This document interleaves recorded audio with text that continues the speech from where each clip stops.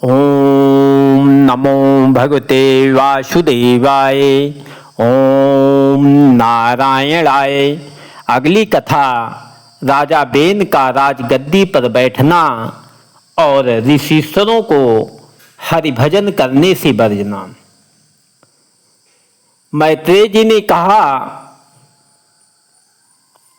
कि जब राजा अंग बिना कहे रात को वन में चले गए, तब प्रातःकाल मंत्रियों को यह समाचार सुनकर बड़ा खेद हुआ और बहुत ढूंढने पर भी उनका कहीं पता नहीं लगा।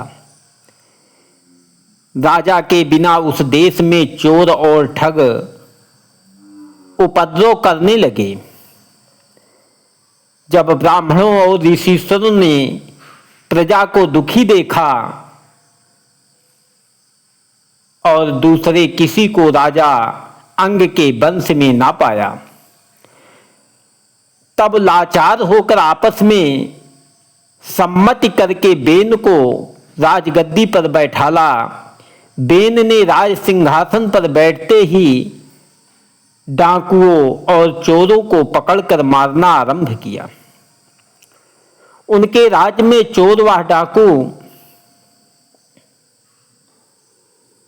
का नाम भी बाकी न रह गया। अधर्म करने वाले उनका राज्य छोड़कर ऐसे भाग गए जैसे सांप के डर से चूहे भाग जाते हैं। जो राजा अपने देश का पैसा अंग को नहीं देते थे, वे लोग भी राजा बेन की आज्ञा का पालन करने लगे।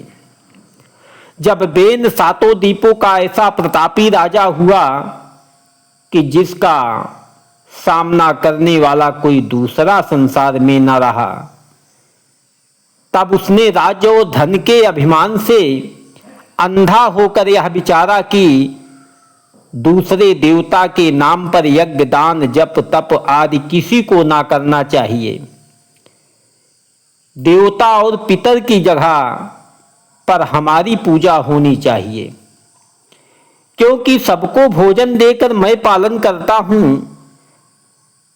ऐसा विचार कर वह परमेश्वर को भूल गया और उसने अपने राज्य भर में ढिंढोरा पिटवा दिया कि कोई मनुष्य यज्ञ पूजा श्राद्ध होम व दान आदि परमेश्वर तथा अन्य देवताओं व पितरों के नाम पर ना करे।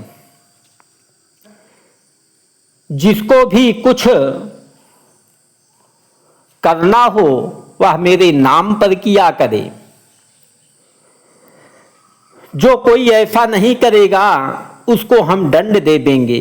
इस तरह ढिढोरा पिटवाने के उपरांत राजा बेन अपनी सेना साथ लेकर दूसरे राजाओं के देश में दिग्विजय के लिए चला।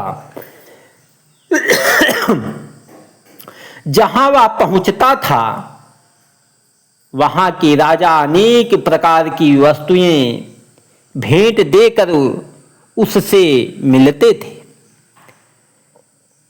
तब राजा बेन उनसे कहता था कि तुम हमारी आज्ञा मानो और अपने राज्य भर में ऐसा उपदेश करो कि कोई मनुष्य यज्ञ दान जप तप आदि किसी देवता के नाम पर ना करे। जिसको करना हो वह हमारी पूजा करे।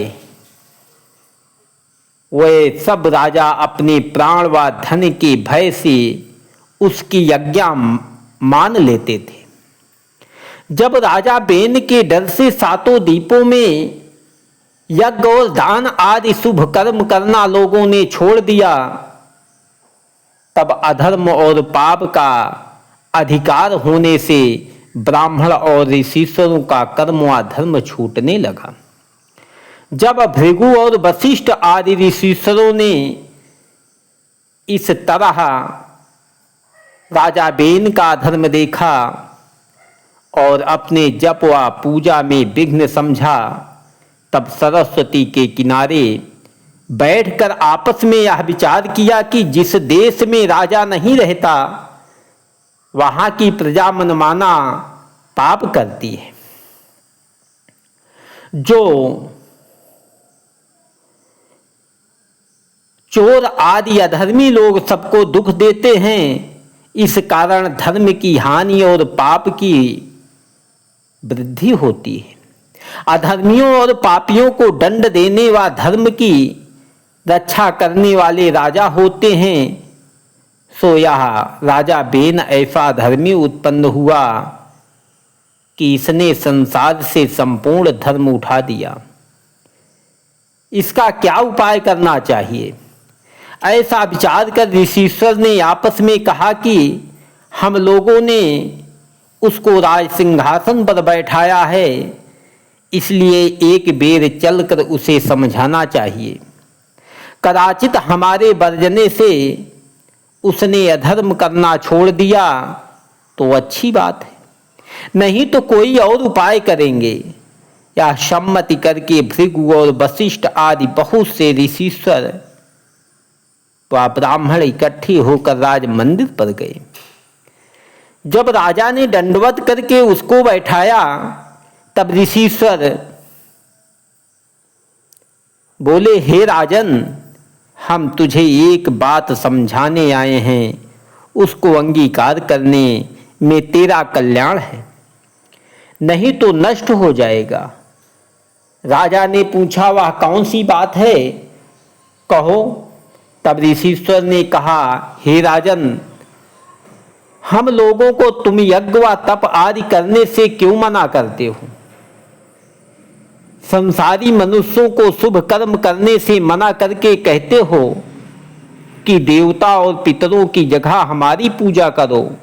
यह बात किसी की अच्छी नहीं लगती, किसी को अच्छी नहीं लगती। हम लोगों को यही धर्म है कि यज्ञ होम और नारायण जी का ध्यान किया करें। यह वचन सुनकर राजा बोला, तुम्हारे वेद व पुराण में लिखा है कि राजा नारायण जी का स्वरूप हैं, इसलिए तुम्हें हमारी आज्ञा मानना चाहिए। यदि मेरा कहना ना मानोगे तो आपस में सम्मत किया, यदि मेरा कहना नहीं मानोगे तो तुम लोगों को दंड दूंगा। ऋषिश्वर ने जब यह बात सुनी तब आपस में सम्मति किया कि ऐसे अधर्मी राजा को मार डालना उचित है। ऐसा विचार कर किसी ऋषिश्वर ने कुछ और किसी ने जल हाथ में लेकर कुछ मंत्र पढ़कर ऐसा श्राप दिया कि राजा बेन उसी समय मर गया और ऋषिश्वर लोग अपने अपने स्थान पर चले गए। बेन की माता सुनीता ने यह हाल सुनकर बहुत विलाप किया और इस विचार से उसकी लोथ नहीं जलाई कि ऋषिश्वर और ब्राह्मणों को सब सामर्थ है, कदाचित पीछे से प्रसन्न होकर इसे फिर जिला दें। इसी आशा में उसकी आंतें निकालकर उसका पेट धुलवा डाला और मसाला भरवा कर उसकी लोथ तेल में रख छोड़ी, जिसमें गले सड़े नहीं।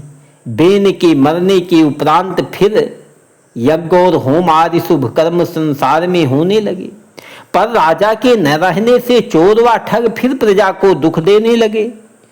अधर्मियों ने निडर होकर मनमाना पाप करना आरंभ किया। यह दशा देखकर ऋषिश्वर और ब्राह्मणों ने आपस में फिर विचार किया कि राजा के बिना संसार में धर्म नहीं रह सकता, सब लोग वर्णशंकर हो जाएंगे। राजनीति में लिखा है कि जिस देश में राजा ना हो,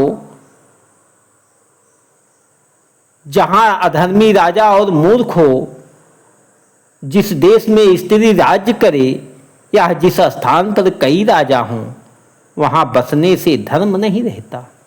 इसलिए दूसरे राजा का उपाय करना उचित है, उपाय करना चाहिए। राजा के बिना प्रजा नहीं रह पाएगी।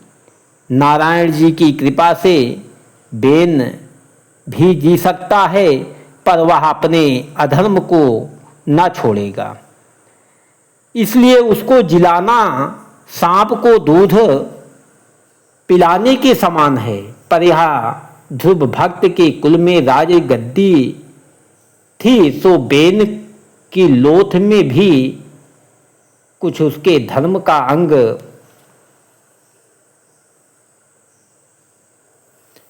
धर्म का अंश होगा।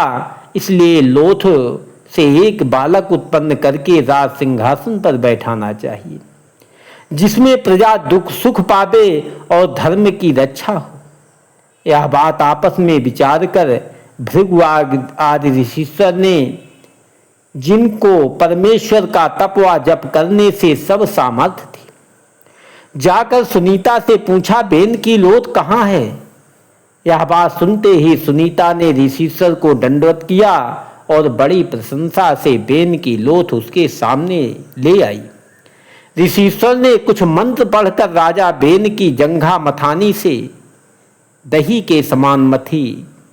जिस तरह दही मथने से मक्खन निकलता है, उसी तरह जंघा मथने से एक नाटा पुरुष काले रंग का अति कुरूप उत्पन्न होकर बोला, हे ऋषिश्वर, मुझे क्या आज्ञा देते हो? जब ऋषिश्वर ने देखा कि यह मनुष्य राज्य करने योग्य नहीं है, तब उससे कहा, तू वन में जाकर भिल्लों का राजा हो।